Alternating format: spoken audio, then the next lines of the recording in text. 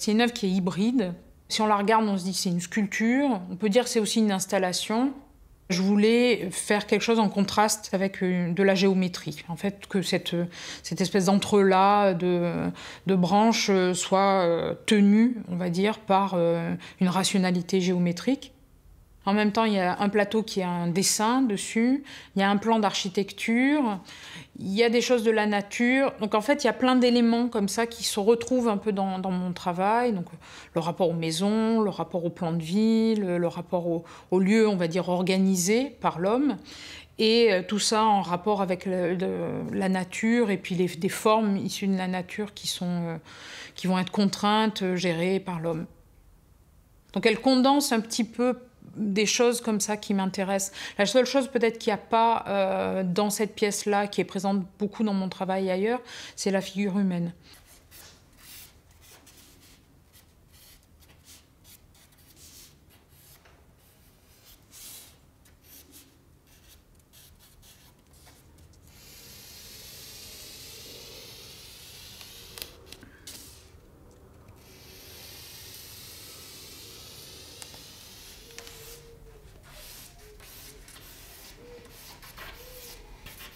Un dessin, ça c'est une chose que je dis souvent, et je dis souvent que je le dis souvent d'ailleurs. Pour moi, c'est un peu un travail de cartographe. Quand on fait un dessin, on délimite des espaces sur une feuille. On installe des espaces, les uns à côté des autres. Donc il faut dessiner et décider de frontières, il faut décider de proportion d'un espace par rapport à un autre. Et tout d'un coup, c'est une organisation, ce qu'on appelle la composition. Mais cette composition-là, pour moi, elle n'est pas tant juste une idée d'une harmonie de l'espace dans la feuille, mais plus véritablement, tout d'un coup, des blocs de sens qui s'encassent les uns avec les autres et qui fonctionnent.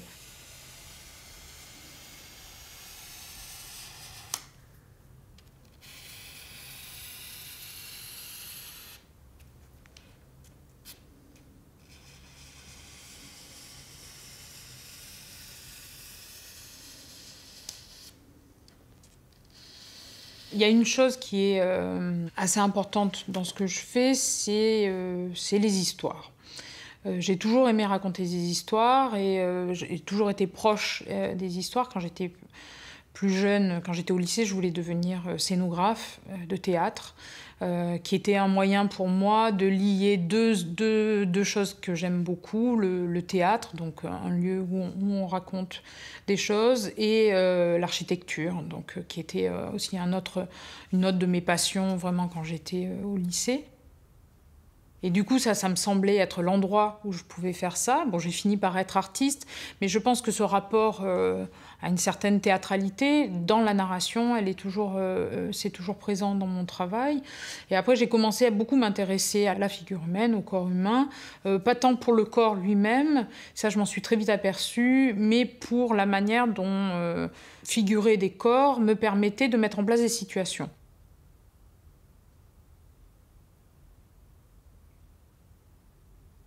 Donc dans les dessins, ça va être des décors, ça va être une rue, une façade, l'intérieur d'un bâtiment. Après les objets, bon, comme tout à l'heure, il y a des histoires de tables, des histoires d'objets qui sont en rapport avec les corps. Et comment tout ça, ça s'organise pour qu'il y ait finalement du possible qui soit là. Et le possible, il a une qualité narrative chez moi. Après, les histoires que je donne à voir, ce pas des histoires qui sont déterminées complètement. Elles sont très souvent indéterminées par le spectateur. Par exemple, Considering a Plot, ce grand environnement, ce grand jardin, c'est une pièce qu'on peut lire de plein de manières différentes et j'aime bien laisser les choses ouvertes comme ça. De ne pas être normative, de ne pas être théoriquement non plus trop fermée. C'est une grande installation, puis ça fait dans les 400 mètres carrés, 400-500 mètres carrés maintenant, et qui est un jardin qui se déplie dans l'espace. Elle n'est pas encore terminée, je ne sais pas si elle sera terminée un jour, peut-être un jour ça va s'arrêter de pousser. Là, ça commence à arriver à peu près des limites, mais il y a toujours un peu des extensions comme ça qui arrivent. Le temps de fabrication de la pièce, il est assez équivalent à celui du temps de fabrication d'un jardin. Un jardin, c'est du labeur. Moi, je jardine beaucoup, j'aime énormément jardiner et j'aime beaucoup ce temps de travail. Et c'est aussi pour ça que j'aime bien faire les choses dans l'atelier, que j'aime bien fabriquer moi-même. Parce que le temps du travail, c'est un temps très plaisant. Par exemple, quand je fais 30 carottes, elles sont toutes pareilles de loin, et puis quand on s'approche, en fait, il n'y en a pas une les mêmes. Et tout le jardin est comme ça, c'est une petite armée avec plein de petits soldats, et de loin, ils sont tous pareils, et puis quand on s'approche, ils ont chacun une individualité. Et ça, seul le travail véritablement manuel permet de faire ça.